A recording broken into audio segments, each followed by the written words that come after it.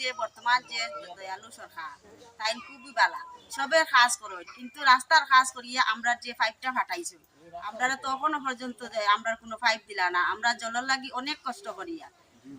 আজকে 2 বছর পুরা হয়ে গেছে আমরা জল নদী থেকে বইয়া আনি আমরা বৃদ্ধ বয়স্ক মা বাবা বা আছে যে তারা স্নান করার লাগি অনেক অসুবিধা চলে খাওয়ার জলও আমরা পাই না বাচ্চারা একদিন স্নান করলে আরেকদিন স্নান করার জল আনি দেওয়ার মতো সুবিধা নাই আমরা এখন কি করবো স্কুলে যাওয়ার জল নেবার মতো দেওয়ার কোনো অবস্থা নাই আর যদি আমরা জল পাই না তে আমরা ডিসি যাইব গিয়া আমরা গুরুত্বপূর্ণ সংগ্রাম করব এখান কোন জায়গা জেলা হাইলাকান্দি জেলা কোনো জলের অভাব অনটন করিয়ার পাইয়ার না দয়া করি হেমন্ত বিশ্বাসে আমরা কইয়ার যে আমরা জলের সুবিধাটা করিয়া দেবকা তো জলের খুব কষ্ট হরিয়া নদীতে গিয়া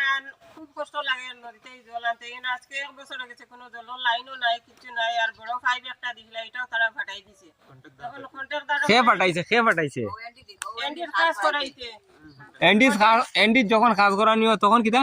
ওই কন্ট্রাক্টরে পাইপ ফাটাইছেন মানে বড় বড় পাইপ আসে তো তারা কইছে মানে এন্ডি ঠিক করার পরেও তারা লাইনটা দিত এখনো পর্যন্ত কোনো লাইনের কোনো খবর নাই